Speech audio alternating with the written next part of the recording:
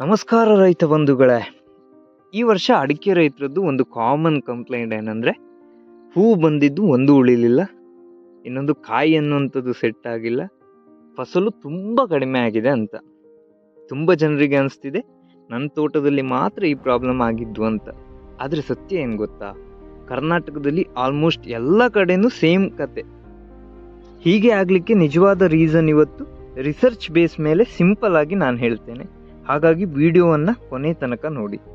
ಇನ್ನು ನನ್ನ ಚಾನಲ್ ನಿರುತ್ತರವನ್ನು ಯಾರು ಸಬ್ಸ್ಕ್ರೈಬ್ ಮಾಡಿಕೊಳ್ಳಿಲ್ಲ, ದಯವಿಟ್ಟು ಮಾಡಿಕೊಳ್ಳಿ ಅಂತ ಹೇಳ್ತಾ ವಿಡಿಯೋವನ್ನು ಸ್ಟಾರ್ಟ್ ಮಾಡೋಣ.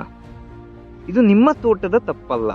ಮೊದಲು ಒಂದು ಟೆನ್ಷನ್ ನೀವೆಲ್ಲ ರಿಮೂವ್ ಮಾಡಿಕೊಳ್ಳಿ. ಅದೇನೆಂದರೆ, ಇದು ನಿಮ್ಮ ತೋಟದ ಮ್ಯಾನೇಜ್ಮೆಂಟಿಂದ ಆದ ಒಂದು ಪ್ರಾಬ್ಲಮ್ ಎನ್ನುವಂಥದ್ದಲ್ಲ. ನಾನು ಕೋಸ್ಟಲ್ ಸೈಡ್ ಹೋದರೆ ಸೇಮ್ ಕಂಪ್ಲೇಂಟ್ ಮಾಡ್ತಾರೆ, ಮಲೆನಾಡು ಹೋದರೆ ಕೂಡ ಇದೇ ಮಾತು, ಹಾಸನ್, ಚಿಕ್ಕಮಗಳೂರು, ಮೈಸೂರು ಬೆಲ್ಟ್ ಎಲ್ಲಿ ಹೋದರೂ ಕೂಡ ಇದೇ ಸೇಮ್ ಸ್ಟೋರಿ, ಫಸಲ್ ಎನ್ನುವಂಥದ್ದು ಕಡಿಮೆ ಆಗಿದೆ ಅನ್ನುವಂಥದ್ದು.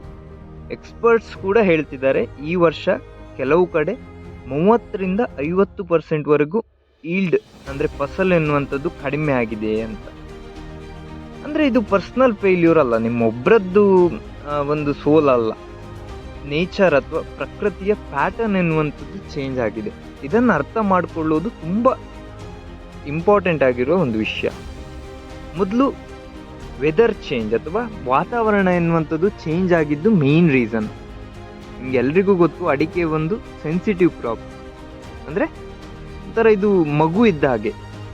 ರೈಸ್ ಅಥವಾ ಅಂದರೆ ನಿಮ್ಮ ಭತ್ತ ಅಥವಾ ಗೋಧಿ ಇವೆಲ್ಲ ಈ ಥರದ ಒಂದು ಕ್ರಾಪ್ ಅಲ್ಲ, ಅಂದರೆ ಬೆಳೆ ಅಲ್ಲ ಇದು.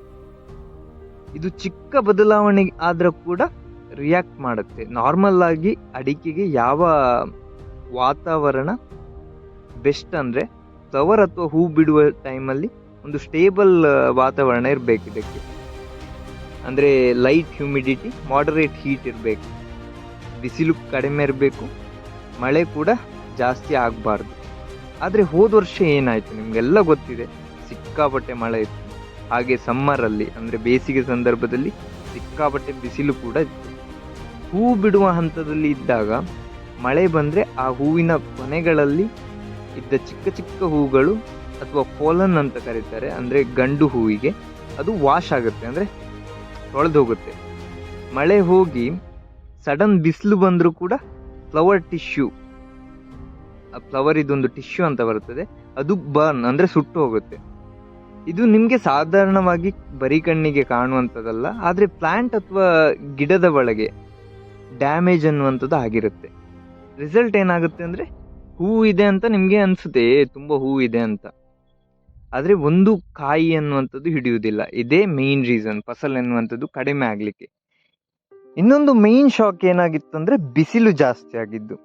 ಹೋದ ವರ್ಷದ ಅಡಿಕೆಗೆ ಮೇನ್ ವಿಲನೇ ಇದಂತ ಹೇಳ್ಬೋದು. ಹೋದ ವರ್ಷ ಫೆಬ್ರವರಿ ಮಾರ್ಚ್ ತಿಂಗಳಲ್ಲಿ ಬಿಸಿಲು ಅಂತಲ್ಲ ಹೇಗಿತ್ತಂತ ನೀವು ನೆನ್ಪು ಮಾಡ್ಕೊಳ್ಳಿ. ಸಡನ್ ಹೀಟ್ ವೇವ್ ಎನ್ನುವಂಥದ್ದು ಸ್ಟಾರ್ಟ್ ಆಗಿತ್ತು. ಅಡಿಕೆಗೆ ತುಂಬ ಹೀಟ್ ಎನ್ನುವಂಥದ್ದು ಅದು ತಡ್ಕೊಳ್ಳಲ್ಲ. ಎಸ್ಪೆಷಲಿ ಒಂದು ಫ್ಲವರಿಂಗ್ ಸ್ಟೇಜ್ ಅಂದರೆ ಹೂ ಬಿಡುವ ಹಂತದಲ್ಲಿ ಪ್ಲಾಂಟ್ ಫಿಸಿಯಾಲಜಿ ಏನು ಹೇಳುತ್ತೆ ಅಂದರೆ, ಪ್ಲಾಂಟ್ ಅಥವಾ ಗಿಡಗಳಿಗೆ ಸ್ಟ್ರೆಸ್ ಆದರೆ ಅದು ರೀಪ್ರೊಡಕ್ಷನ್ ಅಂದರೆ ಸಂತಾನೋತ್ಪತ್ತಿ ಅಂತ ಏನು ಹೇಳ್ತಾರೆ ಅದನ್ನು ಸ್ಲೋ ಮಾಡುತ್ತೆ. ಒಂದು ಮನುಷ್ಯರ ಎಕ್ಸಾಂಪಲ್ ತಗೊಂಡು ಹೇಳಬೇಕಾದ್ರೆ, ನಿಮಗೆ ಜ್ವರ ಇದ್ದರೆ ಯಾರೂ ವರ್ಕ್ ಮಾಡಲ್ಲ, ಅದೇ ಥರ ಗಿಡಗಳು ಏನು ಮಾಡುತ್ತೆ ಅಂದರೆ, ಮೊದಲು ನನ್ನ ಜೀವವನ್ನು ನಾನು ಉಳಿಸ್ಕೊಳ್ತೇನೆ, ಅದಕ್ಕಾಗಿ ಅದು ಹೂವನ್ನು ಡ್ರಾಪ್ ಮಾಡುತ್ತೆ, ಅಂದರೆ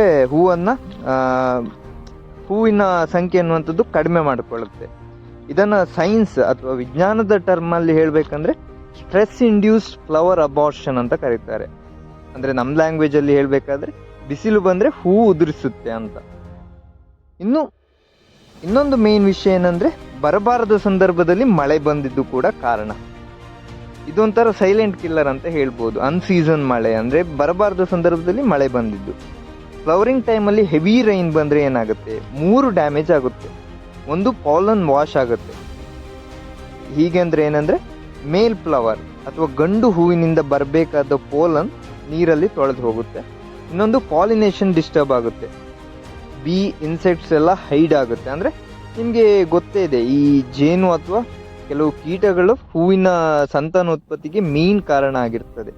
ಈ ಮಳೆ ಅನ್ನುವಂಥದ್ದು ಜಾಸ್ತಿ ಆದರೆ ಈ ಜೇನುಗಳು ಈ ಕೆಲಸವನ್ನು ಮಾಡಲ್ಲ. ಇನ್ನೊಂದು, ಫರ್ಟಿಲೈಸೇಷನ್ ಫೇಲ್ ಆಗುತ್ತೆ. ಫೀಮೇಲ್ ಫ್ಲವರ್ ಅಥವಾ ಹೆಣ್ಣು ಹೂವು ಈ ಜೇನುಗಳು ತಂದ ಗಂಡು ಹೂವಿನಿಂದನೇ ಸಂತಾನೋತ್ಪತ್ತಿಯನ್ನು ಮಾಡುವಂಥದ್ದು. ಈ ಮಳೆ ಜಾಸ್ತಿ ಆದರೆ ಈ ಜೇನುಗಳು ಈ ಕೆಲಸ ಮಾಡದೇ ಇರುವುದು ಕೂಡ ಮೇನ್ ರೀಸನ್. ಇನ್ನೊಂದು ಮೇನ್ ವಿಷಯ ಏನಂದರೆ ನೀರಿನ ಮ್ಯಾನೇಜ್ಮೆಂಟ್ ಅನ್ನುವಂಥದ್ದು.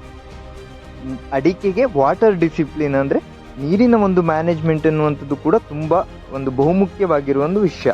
ನಿಮಗೆ ಗೊತ್ತೇ ಇದೆ, ಅಡಿಕೆಗೆ ಜಾಸ್ತಿ ನೀರು ಇದ್ದರೆ ಕೂಡ ಆಗಲ್ಲ, ಹಾಗೆಯೇ ಕಡಿಮೆ ನೀರಾದರೆ ಕೂಡ ಆಗಲ್ಲ.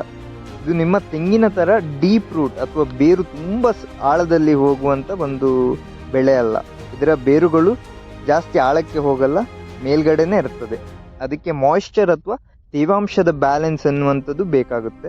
ಈ ವರ್ಷ ಏನಾಯ್ತು ಗೊತ್ತಾ, ಒಂದು ವೀಕ್ ಫುಲ್ ಡ್ರೈ ಆಗಿತ್ತು. ಅಂದರೆ ಒಂದು ವೀಕ್ ಮಳೆನೇ ಇರಲಿಲ್ಲ, ಇನ್ನೊಂದು ವೀಕು ಸಿಕ್ಕಾಪಟ್ಟೆ ಹೆವಿ ಮಳೆ. ಇದು ಹ್ಯೂಮನ್ಗೆ ಒಂಥರ, ಅಂದರೆ ಮನುಷ್ಯರಿಗೆ ಒಂಥರ ಹಾರ್ಟ್ ಅಟ್ಯಾಕ್ ಆಗದ ಹಾಗೆ, ಒಂದೇ ಥರ ಸಡನ್ನಾಗಿ ಅಟ್ಯಾಕ್ ಆಗುತ್ತೆ. ಇದರಿಂದ ನಿಮ್ಮ ಬೇರುಗಳು ಶಾಕ್ ಆಗ್ತದೆ. ಹಾಗೆ ಡ್ರೈ ಟೈಮಲ್ಲಿ, ಅಂದರೆ ನಿಮ್ಮ ಡ್ರೈ ಅಂದರೆ ಬಿಸಿಲಿರುವ ಸಂದರ್ಭದಲ್ಲಿ ಆ ಬೇರುಗಳೆನ್ನುವಂಥದ್ದು ಬೆಳವಣಿಗೆಗೆ ಸ್ವಲ್ಪ ಕುಂಠಿತ ಆಗ್ತದೆ ಆ ಬೆಳವಣಿಗೆ. ಇನ್ನು ಸಡನ್ ಮಳೆ ಜಾಸ್ತಿ ಬಂದರೆ ಫಂಗಸ್ ಅಟ್ಯಾಕ್ ಆಗುವ ಚಾನ್ಸಸ್ ಕೂಡ ಇತ್ತು. ಇದರಿಂದ ಅಡಿಕೆ ಗಿಡಗಳು ಸ್ಟ್ರೆಸ್ ಆಗಿ ಒಳಪಟ್ಟಿತ್ತು. ಸ್ಟ್ರೆಸ್ ಆದರೆ ಏನಾಗುತ್ತೆ ಅಂದರೆ ಫ್ಲವರ್ ಅಥವಾ ಹೂವುಗಳು ಉದುರುತ್ತದೆ. ಇನ್ನು ಹೋದ ವರ್ಷ ನಿಮಗೆ ಗೊತ್ತೇ ಇದೆ, ಸಿಕ್ಕಾಪಟ್ಟೆ ಮಳೆ ಇತ್ತು. ಅದರಿಂದ ಕೊಳೆ ರೋಗ ಎನ್ನುವಂಥದ್ದು ನಿಮ್ಮ ಅಡಿಕೆಯ ಕೊನೆಗಳಲ್ಲಿ ಕಾಣಿಸಿಕೊಳ್ತಿತ್ತು. ಈ ಕೊಳೆ ರೋಗ ಬಂದರೆ ಏನಾಗುತ್ತೆ ಅಂದರೆ ಇಡೀ ಕೊನೆನೇ ನಷ್ಟ ಆಗಿಬಿಡುತ್ತೆ. ಇದೇ ಮೇನ್ ರೀಸನ್ ಒಂದು ಅಡಿಕೆ ಫಸಲ್ ಎನ್ನುವಂಥದ್ದು ತುಂಬ ಕಡಿಮೆ ಆಗಲಿಕ್ಕೆ. ಇನ್ನು ಅದರ ಜೊತೆ ಯೆಲ್ಲೋ ಲೀಫ್, ಈ ಮಳೆ ಜಾಸ್ತಿ ಆದರೆ ನಿಮ್ಮ ಗರಿಗಳು ಹಳದಿ ಆಗೋದು ಕೂಡ ನಿಮಗೆ ಗೊತ್ತಿದೆ. ಅದರ ಮಳೆಯಿಂದ ಆ ಫಂಗಸ್ ಎನ್ನುವಂಥದ್ದು ಕೂಡ ಅಟ್ಯಾಕ್ ಆಗ್ತದೆ. ಇದೊಂಥರ ಸ್ಲೋ ಪಾಯ್ಸನ್ ಇದ್ದಾಗೆ. ಇದರಿಂದ ಏನಾಗುತ್ತೆ ಅಂದರೆ ಗಿಡಗಳಲ್ಲಿರುವ ಶಕ್ತಿ ಅನ್ನುವಂಥದ್ದು ಸಂಪೂರ್ಣವಾಗಿ ಹಾಳಾಗಿ ಬಿಡುತ್ತೆ. ಈ ಕಾಯಿಲೆ ವಿರುದ್ಧ ಹೋರಾಡುವಲ್ಲೇ ನಮ್ಮ ಅರ್ಧಕ್ಕರ್ಧ ಶಕ್ತಿ ಹೇಗೆ ಹೋಗುತ್ತೋ ಈ ಗಿಡಗಳ ಶಕ್ತಿ ಕೂಡ ಹೋಗಿಬಿಡುತ್ತೆ. ಇನ್ನು ರೀಪ್ರೊಡಕ್ಷನ್ ಅಥವಾ ಸಂತಾನೋತ್ಪತ್ತಿಗೆ ಎನರ್ಜಿನೇ ಸಿಗೋದಿಲ್ಲ. ಅಂದರೆ ನಿಮ್ಮ ಹೂವು ಬರಲಿಕ್ಕೆ ಈ ಅಡಿಕೆ ಗಿಡಗಳೇ ಹಾಳಾದರೆ ನಿಮ್ಮ ಹೂವು ಬರುವುದೆಲ್ಲಿಂದ ಅಥವಾ ಕಾಯಿ ಆಗುವುದೆಲ್ಲಿಂದ? ಅದಕ್ಕೆ ಅಡಿಕೆನೇ ವೀಕ್ ಆಗಿತ್ತು, ಅಂದರೆ ಅಡಿಕೆ ಗಿಡಗಳೇ ವೀಕ್ ಆಗಿತ್ತು ಹೋದ ವರ್ಷ. ಇನ್ನು ಕೆಲವೊಂದು ನಮ್ಮ ತಪ್ಪುಗಳು ಕೂಡ ಇದೆ. ಈ ಪ್ರಾಕೃತಿಕ ವಿಕೋಪಗಳು ಒಂದು ಕಡೆ ಆದರೆ, ಇನ್ನು ನಮ್ಮ ತಪ್ಪುಗಳು ಅಂತ ಮೇಯ್ನಾಗಿ ಹೇಳುವುದಾದರೆ ನಾನು ಡ್ರಿಪ್ ಅಥವಾ ಸ್ಪ್ರಿಂಕ್ಲರ್ ನೀರನ್ನು ಇರ್ರೆಗ್ಯುಲರ್, ಅಂದರೆ ಒಂದು ಸರಿಯಾದ ಸಂದರ್ಭದಲ್ಲಿ ಬಿಡದೇ ಇರುವಂಥದ್ದು. ಒಂದು ದಿನ ನೀರು ಬಿಟ್ಟರೆ ನೆಕ್ಸ್ಟ್ 2-3 ದಿನ ನೀರೇ ಬಿಡ್ತಾ ಇರಲಿಲ್ಲ ಅಥವಾ ನೀರೇ ಬಿಡದೇ ಇರುವಂಥದ್ದು. ಇದು ಒಂದು ಮೇಯ್ನ್ ತಪ್ಪಾಗ್ತದೆ. ಇನ್ನು ಶೇಡ್ ಮರ ಕಟ್ ಮಾಡ್ತೀವಿ. ನಿಮ್ಗೆಲ್ರಿಗೂ ಗೊತ್ತು, ಅಡಿಕೆಗೆ ನೆರಳಿನ ಅವಶ್ಯಕತೆ ಎನ್ನುವಂಥದ್ದು ಬಹುಮುಖ್ಯವಾಗಿರ್ತದೆ. ಅಡಿಕೆಗೆ ನೆರಳಿಲ್ಲದಿದ್ದರೆ ಅಡಿಕೆಯ ಹೂವು ಕೂಡ ಸುಟ್ಟು ಹೋಗ್ತದೆ, ಅಡಿಕೆ ಗಿಡಗಳು ಕೂಡ ಸುಟ್ಟು ಹೋಗ್ತದೆ. ನಾವೇನು ಮಾಡ್ತೇವೆ, ಆ ಶೇಡ್ಗೆ ಅಂತ, ಅಂದರೆ ಈ ನೆರಳಿಗೆ ಅಂತ ಮರನೇ ನೆಡುವುದಿಲ್ಲ ಅಥವಾ ನೆರಳಿಗೆ ಬೇಕಾಗಿರುವ ಮಧ್ಯಂತರ ಬೆಳೆಯನ್ನೇ ಬೆಳೆಸೋದಿಲ್ಲ. ಈ ತಪ್ಪನ್ನು ಮಾಡಿದರೆ ನಿಮ್ಮ ಫಸಲು ಆಟೋಮೆಟಿಕ್ ಕಡಿಮೆ ಆಗ್ತದೆ. ಇನ್ನು ಕೆಮಿಕಲ್ ಜಾಸ್ತಿ ಯೂಸ್ ಮಾಡ್ತೇವೆ ನಾವು. ಅತಿಯಾಗಿ ಕೆಮಿಕಲ್ ಸ್ಪ್ರೇ ಮಾಡಿದರೆ ಈ ಅಡಿಕೆಯ ಹೂ ಬಂದಾಗ ಸ್ಪ್ರೇ ಮಾಡ್ತೇವಲ್ವ ನಾವು ಸುಣ್ಣ ಮತ್ತು ಮೈಲ್ತುತ್ತನ್ನು ಬಿಟ್ಟು ಬೇರೆ ಎಣ್ಣೆ, ಅಂದರೆ ಔಷಧವನ್ನು ಸ್ಪ್ರೇ ಮಾಡ್ತೇವೆ. ಅದರ ಪ್ರಮಾಣವೆನ್ನುವಂಥದ್ದು ಜಾಸ್ತಿ ಆದರೆ ಆ ಹೂಗಳು ಸುಟ್ಟು ಹೋಗ್ತದೆ. ಇನ್ನು ಅಡಿಕೆಗೆ ನ್ಯಾಚುರಲ್ ಅಥವಾ ನೈಸರ್ಗಿಕವಾದಂಥ ಒಂದು ವಾತಾವರಣ ಬೇಕಾಗ್ತದೆ. ಅದನ್ನು ಅರ್ಬನೈಸ್ ಮಾಡುವಂಥದ್ದು ಅಥವಾ ಪಟ್ಟಣದ ಬೆಳೆಯನ್ನು ಆಗಿ ಕನ್ವರ್ಟ್ ಮಾಡುವುದು ತಪ್ಪು. ಇನ್ನು ತುಂಬ ಜನ ಕೇಳ್ತಾರೆ, ಇನ್ಮೇಲೆ ಏನು ಮಾಡಬೇಕು ಅಂತ. ಇದಕ್ಕೆ ಕೂಡ ಸೊಲ್ಯೂಷನ್ ಇದೆ. ನೀವು ಪ್ಯಾನಿಕ್ ಆಗುವ ಅವಶ್ಯಕತೆ ಏನಿಲ್ಲ. ನೆಕ್ಸ್ಟ್ ಸೀಸನ್ ಅಡಿಕೆ ಫಸಲು ಉಳಿಸ್ಕೊಳ್ಬೇಕಂದ್ರೆ ಫ್ಲವರಿಂಗ್ ಟೈಮಲ್ಲಿ ಅಥವಾ ಹೂವು ಬಿಡುವ ಸಂದರ್ಭದಲ್ಲಿ ಬೋರೋನ್ ಸ್ಪ್ರೇ ಸೊಲ್ಯೂಬರ್ ಅಂತ ಬರುತ್ತೆ, ಅದನ್ನು ಹಾಕಿ. ಇನ್ನು ಮುಲ್ಚಿಂಗ್ ಅಂತ ಕೇಳೇ ಇರ್ತೀರ, ಅಥವಾ ಪ್ಲಾಸ್ಟಿಕ್ಕಿಂದ ಮಣ್ಣನ್ನು ಮುಚ್ಚೋದು, ಇದನ್ನು ಮಾಡಿ. ಇದರಿಂದ ಸಾಯಿಲ್ ಅನ್ನುವಂಥದ್ದು ಕೂಲ್ ಆಗಿರುತ್ತೆ. ಇನ್ನು ಮಜ್ಜಿಗೆಯನ್ನು ಸ್ಪ್ರೇ ಮಾಡಿ. ಈ ನಾನು ಹೇಳುವ ಪ್ರಕಾರ ಒಂದು ಸಮ್ಮರ್ ಟೈಮಲ್ಲಿ ಅಥವಾ ಬೇಸಿಗೆ ಸಂದರ್ಭದಲ್ಲಿ ಮಜ್ಜಿಗೆಯನ್ನು ಒಂದು ಸಲ ಸ್ಪ್ರೇ ಮಾಡಿ. ಇದು ಖಂಡಿತವಾಗಿ ಒಳ್ಳೆಯ ಒಂದು ವಿಷಯ. ಯಾಕಂತ ಹೇಳಿದರೆ ಆ ಗರಿಗಳು ಸ್ವಲ್ಪ ಕೂಲ್ ಆಗುತ್ತೆ, ಫಂಗಸ್ ಅಟ್ಯಾಕ್ ಎನ್ನುವಂಥದ್ದು ಕಡಿಮೆ ಆಗ್ತದೆ. ಇನ್ನು ಶೇಡಿಗೆ ಮರವನ್ನು, ನಾನು ಹೇಳಿದಾಗೆ ನೆರಳು ಇಂಪಾರ್ಟೆಂಟ್ ಆಗಿರೋದ್ರಿಂದ ಶೇಡಿಗೆ ಸಿಲ್ವರ್ ಓಕ್ ಮರವು ಅಥವಾ ಬನಾನವನ್ನು ಮಧ್ಯಂತರ, ಅಂದರೆ ಈ ಬಾಳೆ ಗಿಡಗಳನ್ನು ಮಧ್ಯಂತರ ಬೆಳೆಯಾಗಿ ಬೆಳೆಸುವುದು, ಅಥವಾ ನಿಮ್ಮ ಗಿಡಗಳಿಗೆ ಆದಷ್ಟು ನೆರಳು ಕೊಡುವಲ್ಲಿ ಕಡೆ ಗಮನವನ್ನು ವಹಿಸಿ. ಇನ್ನು ಡ್ರೈನೇಜನ್ನು ಕರೆಕ್ಟಾಗಿ ಮಾಡಿಕೊಳ್ಳಿ. ಇದು ಬಹುಮುಖ್ಯವಾಗಿರುವಂಥದ್ದು. ಅಡಿಕೆಯ ಗಿಡಗಳ ಕಾಂಡಗಳ ಹತ್ರ ನೀರೆನ್ನುವಂಥದ್ದು ನಿಂತ್ಕೊಳ್ಳಿಕ್ಕೆ ಬಿಡಬೇಡಿ ಮಳೆಗಾಲದ ಸಂದರ್ಭದಲ್ಲಿ. ಇದರಿಂದ ನಿಮ್ಮ ಬೇರು ಕೊಳೆ ಕೂಡ ಆಗುವ ಸಾಧ್ಯತೆ ಇರ್ತದೆ ಆ ಕಾರಣದಿಂದ. ಹಾಗೆ ಸರಿಯಾದ ಸಂದರ್ಭದಲ್ಲಿ ಮೈಲ್ತುತ್ತು ಮತ್ತು ಸುಣ್ಣವನ್ನು ಹೊಡೀರಿ. ಕಾಯಿ ಬರುವ ಸಂದರ್ಭದಲ್ಲೇ ಹೊಡೀರಿ. ಇದರಿಂದ ಕಾಯಿ ಉದುರುವ ಚಾನ್ಸಸ್ ಕೂಡ ಕಡಿಮೆ ಆಗ್ತದೆ. ಇನ್ನು ರೈತನ ಜೀವನ ಅನ್ನೋದು ನಾವೆಲ್ಲ ಸೋಷಿಯಲ್ ಮೀಡಿಯಾದಲ್ಲಿ ನೋಡುವಷ್ಟು ಈಸಿಯಾಗಿರೋದಿಲ್ಲ. ವೆದರ್, ಮಾರ್ಕೆಟ್, ಕಾಯಿಲೆಗಳು ಎಲ್ಲದರ ವಿರುದ್ಧ ಹೋರಾಡಬೇಕಾದ ಒಂದು ಯೋಧ ಅಂತ ಹೇಳ್ಬೋದು. ಆದರೆ ಇವುಗಳ ಬಗ್ಗೆ ಸರಿಯಾದ ಜ್ಞಾನ ಇದ್ದರೆ, ಅಂದರೆ ಈ ಯಾವ ಸಂದರ್ಭದಲ್ಲಿ ಏನು ಮಾಡಬೇಕನ್ನುವ ಜ್ಞಾನ ಇದ್ದರೆ ನಷ್ಟ ಎನ್ನುವಂಥದ್ದು ಸ್ವಲ್ಪ ಕಡಿಮೆ ಆಗ್ತದೆ.